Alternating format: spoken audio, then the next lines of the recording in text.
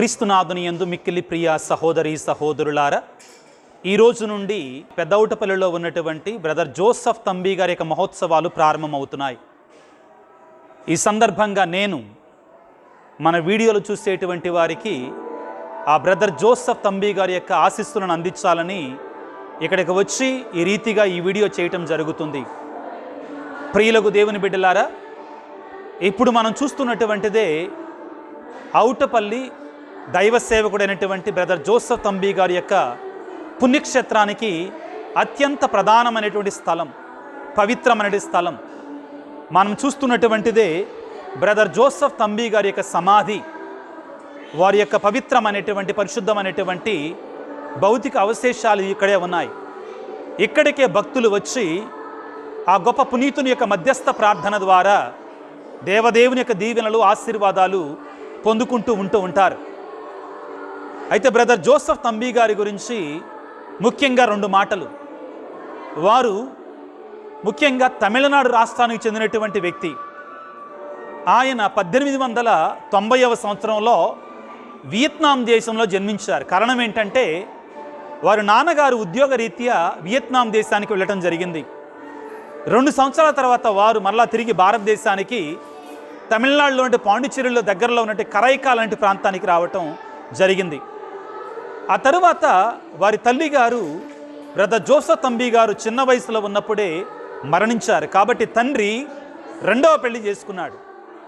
తన యొక్క పినతల్లి brother Joseph తంబి గారిని బాగా హింసిస్తూ ఉండేది, రాచి రంపాన పెడుతూ ఉండేది, చిత్రహింసలు పెడుతుండేది.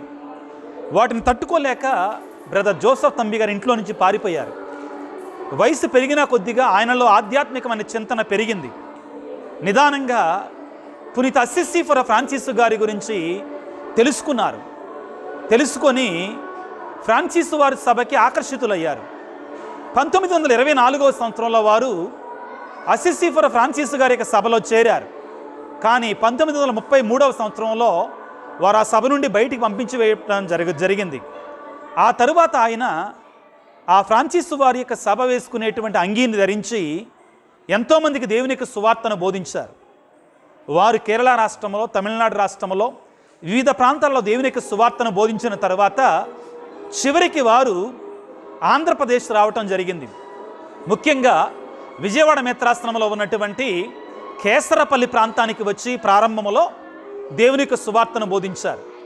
ఆ తరువాత ఇదిగో ఇక్కడ ఈ ఔటపల్లి పుణ్యక్షేత్రంగా వెలిసినటువంటి ఈ విచారణ కేంద్రానికి వచ్చి ఇక్కడే ఎక్కువ సంవత్సరాల పాటు వారు జీవించారు. అయితే వారి జీవితంలో చాలా అద్భుతాలని మనం చూస్తూ ఉంటాం. వారు మాట పలికితే అద్భుతాలు జరిగాయి, వారు తాగితే అద్భుతాలు జరిగాయి, వారు మట్టి ఇస్తే అనారోగ్యంతో ఉన్నటువంటి వారు ఆరోగ్యాన్ని పొందుకునేటువంటి వారు, పిల్లలు లేనటువంటి వారికి పిల్లలు కలిగేటువంటి వారు, ఈ రీతిగా చాలా అద్భుతాలు చేశారు. ఆయన ఒక కుండలో అన్నం వండి 10 మందికి సరిపోయేది 100 మందికి పెట్టేవారు. అదేవిధంగా చనిపోయినటువంటి వారిని కూడా జీవంతో లేపారు. ఈ రీతిగా చాలా అద్భుతాలు చేశారు. అయితే ఆ విషయాలు మనం తర్వాత వేరే స్థలాలను సందర్శించినప్పుడు తెలుసుకుందాం. ఇప్పుడు మనం ముఖ్యంగా ఈ పవిత్రమైన పరిశుద్ధమైన స్థలంలో మనం నిలబడి ఉన్నాం కాబట్టి ప్రార్థన చేసుకుందాం. ప్రియులారా, బ్రదర్ జోసెఫ్ తంబి గారి యొక్క పుణ్యక్షేత్ర వార్షికోత్సవాలు జరుగుతున్న ఈ సమయంలో ఇక్కడికి వచ్చే భక్తులందరినీ కూడా ఆ దేవాది దేవుడు బ్రదర్ జోసెఫ్ తంబి గారి యొక్క మధ్యస్థ ప్రార్థన ద్వారా దీవించాలని, ఆశీర్వదించాలని ప్రార్థన చేద్దాం.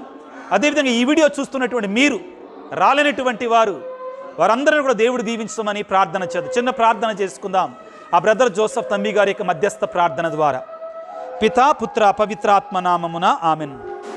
సర్వశక్తిగల సర్వేశ్వర, సర్వోన్నతుడా, ప్రేమగల తండ్రి, బ్రదర్ జోసెఫ్ తంబి గారిని మా కొరకై ఈ ప్రాంతానికి పంపించి వారి ద్వారా నీ ప్రేమ సువార్తని, నీ అద్భుత కార్యాలను ప్రభువా మాకు తెలియజేసినందుకు గాను మీకు స్తోత్రాలు, వందనాలు. మరి ఈరోజు నుండి మేము బ్రదర్ జోసెఫ్ తంబి గారి యొక్క మహోత్సవాలను ప్రారంభిస్తుండగా ఇక్కడికి వచ్చేటువంటి భక్తులందరినీ దీవించండి, ఆశీర్వదించండి. దైవ సేవకుడు మహాపునీతుడైనటువంటి బ్రదర్ జోసెఫ్ తంబి గారి యొక్క మధ్యస్థ ప్రార్థన ద్వారా వచ్చే భక్తులందరినీ ఆశ కలిగి ఉండి రాలేకపోయినటువంటి వారందరినీ కూడా దయతో దీవించండి, ఆశీర్వదించండి. ప్రభువా, మీరు బ్రదర్ జోసెఫ్ తంబి గారికి ఎన్నో అద్భుత వరాలను ప్రసాదించారు. అద్భుత శక్తులను అనుగ్రహించారు. అనారోగ్యముతో బాధపడేటువంటి వారికి స్వస్థతలు, పిల్లలు లేనటువంటి వారికి గర్భఫలాలు, కుటుంబాలలో బాధలు వ్యాధులు ఉన్నటువంటి వారికి స్వాంతన, మరి ముఖ్యంగా చనిపోయినటువంటి వారిని కూడా జీవంతో లేపారు. అద్భుత రీతిగా ఆయన పంచగాలను పొందుకొని నీకు సాక్షిగా ఉన్నారు. మేము కూడా ఆయన వలె భక్తితో జీవించటానికి, నీ కృపను పొందుకోవడానికి మరి ముఖ్యంగా ఇక్కడికి వచ్చిన బిడ్డలందరిని దీవించమని మా ప్రభు అయిన క్రీస్తు ద్వారా వేడుకొనుచున్నాము తండ్రి. ఆమెన్. ప్రభువు మీతో ఉందురుగాక, మీ ఆత్మతో ఉందురుగాక.